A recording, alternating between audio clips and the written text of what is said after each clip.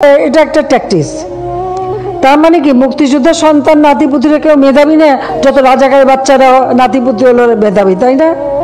কিন্তু এটা ভুলে গেলে চলবে। 10 জনের সামনে কথা বলতেছি, কিভাবে কথা বলতে হবে এই কথা বলার ভাষাটুকুই যদি আমি না জানি, ওই 10 জনের সামনে কথা বলার কোনো যোগ্যতাই আমার নাই। 1971 সালের পর থেকে যারা জন্মগ্রহণ করছে, যুদ্ধতে অংশগ্রহণ করতে পারে নাই, তারা সবাই রাজাকার। আমি, আপনি, আপনার বাবা, আমার দাদার নামও যেহেতু মুক্তিযোদ্ধার কোঠায় নাই, তাহলে আমার দাদা সহ আমরা সবাই রাজাকার। এক কথায় বলতে গেলে বর্তমান দেশে 16,98,00,000 নাগরিকদের মধ্যে 2,31,000 মানুষ মুক্তিযোদ্ধা, এদের পরিবার বাদে আমরা সবাই রাজাকার। যেই রাজাকারের নাম শুনলে একটা সময় আপনার চোখে ঘৃণা চলে আসতো, এখন একবার ভেবে দেখুন সেই রাজাকারের ট্যাগই আপনার ঘাড়ে চলে আসতেছে। সেই ট্যাগ আপনার ঘাড়ে দিতে এক বিন্দুও দ্বিধাবোধ করতেছে না, কারণ তার পদে উঠতে আপনার কোনো প্রয়োজন হয় না। বিকজ যে দেশে ভোট ছাড়া ক্ষমতা পাওয়া যায়, সেই দেশে আবার কিছু বলতে ভাবতে হয় নাকি? আজকের ভিডিওতে একটা কথা বলে যাই, মাথায় রাখে, কথা যত বেখেলে হবে পতন তত দ্রুত হবে ইনশাআল্লাহ। পার্সোনালি আমি কোনো রাজনৈতিক সম্পর্কের সাথে সম্পৃক্ত নয়, কিন্তু একজন সাধারণ নাগরিক হিসাবে এই কথার বিরুদ্ধে তীব্র নিন্দা ও প্রতিবাদ জানানোর প্রয়োজন আমি মনে করি। রিসেন্ট 8-9 দিনই হয়ে গেল কোঠা এবং মেধা নিয়ে একটা আন্দোলন চলতেছে। হ্যাঁ, এই কথা সত্য যে কোঠা এবং মেধা দুইটা এক জিনিস নয়, কিন্তু আমার কথা হচ্ছে মুক্তিযোদ্ধাদের নাতি নাতনি থেকে শুরু করে ছেলে মেয়েগুলো যদি এতই মেধাবী হয়, তাহলে তাদের চাকরির জন্য কোঠার কিসের প্রয়োজন? প্রশ্ন থেকেই যায়। সাধারণ মানুষগুলো যদি রাজাকার হয়, এই সাধারণ মানুষের ট্যাক্স ভ্যাট দিয়ে আপনি দেশ চালাচ্ছেন, তার মানে আপনি বড় রাজাকার। বাংলাদেশ পরিসংখ্যান BBS এর হিসাবে শিক্ষিত বেকার আছেন 23,50,000 জন, অর্থাৎ বাংলাদেশে মোট বেকারের সংখ্যা 12% উচ্চ শিক্ষিত। এখন আমাদের মাননীয় প্রধানমন্ত্রীর কথা হিসাবে এই 12% উচ্চ শিক্ষিত বেকার নাগরিকই মেধাহীন। আফসোস, 2022 সালে আমি সেনাবাহিনীর মাঠে অ্যাপ্লাই করেছিলাম এবং আমি বগুড়া ক্যান্টনমেন্ট মাঠে দাঁড়াতে গিয়ে দেখি অলরেডি 3 জন সিলেক্টেড হয়েই আছে। এখন আমার প্রশ্ন হলো, আমরা এতগুলো স্টুডেন্ট মাঠে দাঁড়াতে গিয়েছিলাম, আমাদেরকে দেখার আগে আমাদের মেধা সম্পর্কে তারা বুঝে গেছে, রাইট? যদি আমাদের না দেখে আমাদের মেধা সম্পর্কে নাই বুঝতো, তাহলে তো অলরেডি আগে থেকে 3 জনকে সিলেক্ট করে রাখতো। যে দেশে কোঠা ছাড়া চাকরি হয় না, দেশের নাগরিকদের রাজাকার বলে সম্বোধন করা হয়। আমরা একজন সাধারণ নাগরিক হিসেবে প্রধানমন্ত্রীকেই ভয়কট করতেছি। রাজাকার প্রধানমন্ত্রী, তার গদি থেকে তাকে নামিয়ে দেওয়া হোক, নয়তো কোনো আইন আমরা মানি না। আপনি একজন সাধারণ মানুষ হিসেবে আপনি নিজের থেকে ভেবে দেখেন দেশের কতটুকু আইন সুষ্ঠুভাবে পর্যবেক্ষণ হচ্ছে। একজন সাধারণ নাগরিক হিসেবে আপনার দায়িত্ব এগুলোর বিরুদ্ধে প্রতিবাদ করা। এখন আপনার প্রশ্ন থাকতেই পারে, এগুলোর বিরুদ্ধে এইভাবে প্রতিবাদ করে কিছুই হবে না। দেখেন, আপনি ঘরে চুরি করে বসে থেকেও কিছুই হবে না যতক্ষণ না আপনি এগুলোর বিরুদ্ধে রাজপথে নামবেন।